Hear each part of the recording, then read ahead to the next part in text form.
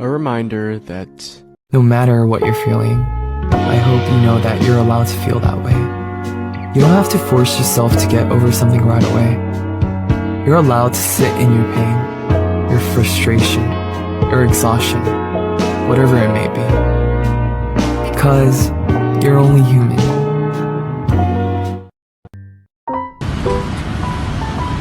Pernah nggak sih kalian mikir kalau benda itu adalah barang yang bisa disentuh? Eits, no. Di dalam hukum, arti benda lebih luas dan lebih rumit dari yang kalian pikirkan. Di dalam video ini kita akan bahas apa arti kebendaan, gimana klasifikasinya, dan yang paling penting, hak-hak kepemilikan benda tersebut. Let's start video. Oke, kita masuk ke dasarnya dulu ya teman-teman. Di dalam hukum perdata, benda itu bukan cuma meja, kursi, ataupun motor, tetapi segala sesuatu yang bisa kita punya dan memiliki nilai hukum itu termasuk dengan benda. Contohnya seperti apa? Hak siar, tanah, ataupun uang digital itu termasuk dengan benda. Iya, dan itu yang membuat hukum benda menarik banget. Benda diatur di dalam hukum karena manusia itu suka memiliki sesuatu. Jika kita memiliki benda, artinya ada konsekuensinya. Nah, hukum benda ini ngatur agar kita gak rebutan. Sekarang kita akan bahas jenis-jenis benda. Yang pertama berwujud, seperti handphone dan juga sepatu. Yang kedua tidak berwujud, seperti hak cipta dan juga paten. Yang tidak berwujud ini seringkali disepelehin, padahal memiliki nilai yang miliaran. Lanjut ke jenis benda dan sisi pergerakan. Ada dua, yaitu benda bergerak dan benda tidak bergerak. Benda bergerak seperti HP, laptop, dan motor. Benda tidak bergerak seperti rumah dan papan.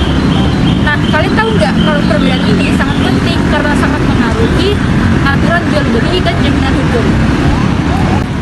Bukan hanya itu aja, tapi ada juga klasifikasi. Barang yang habis seperti bensin dan barang yang tidak habis seperti lemari. Jadi intinya, hukum klasifikasi ini supaya jelas mana yang bisa diwariskan dan mana yang bisa dikonsumsi. Nah, masuk ke pembahasan utama selanjutnya, yaitu hak kebendaan. Ini nih yang buat suatu benda tersebut mempunyai nilai hukum.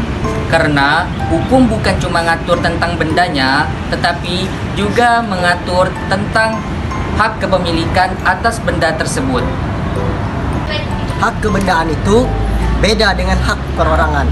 Kalau hak kebendaan itu dia langsung nempel ke bendanya dan berlaku untuk semua orang. Misal, kalau kamu punya sertifikat tanah, nah, orang tidak ada bisa menggugat itu seenaknya. Karena apa? Karena kamu memiliki bukti atas apa yang telah kamu punya.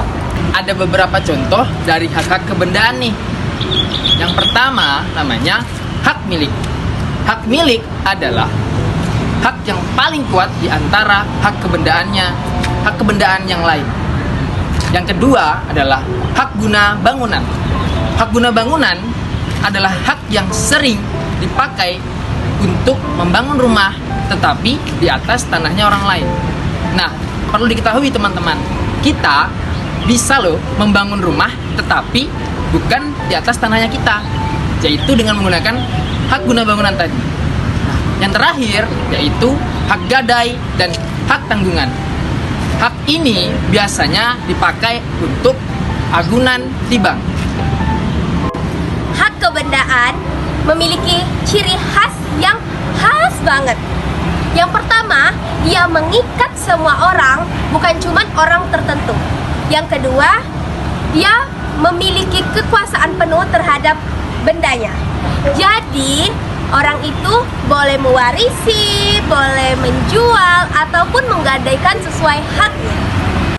Kalian telah dengar gak istilah dari hak tanggungan di sertifikat rumah? Nah, itu adalah contoh nyata dari hak kebendaan. Kalau kalian mengajukan KPR, nah rumah kalian itu jadi jaminan bagi pihak bank. Dan pihak bank mempunyai hak atas rumah kalian sampai cicilan kalian lunas.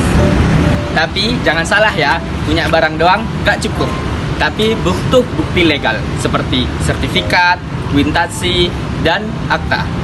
Ketika ada sengketa, hukum akan melihat dokumen, bukan klaim. Jadi pada intinya hak benda itu menyatu pada kehidupan kita, mulai dari jual beli HP, sewa rumah, harta warisan dari orang tua, semuanya diatur dalam hak kebendaan. Jadi ngerti, ini bukan cuma buat ujian, tapi juga buat kehidupan kita. Oke, itu dia pembahasan kita tentang benda dan kebendaan.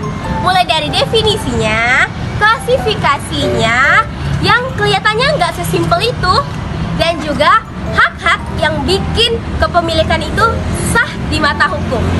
Sekian dari kelompok kami, saya Syarifah Nabila Vidya bintu Alwi Alidros, mohon undur diri. Terima kasih.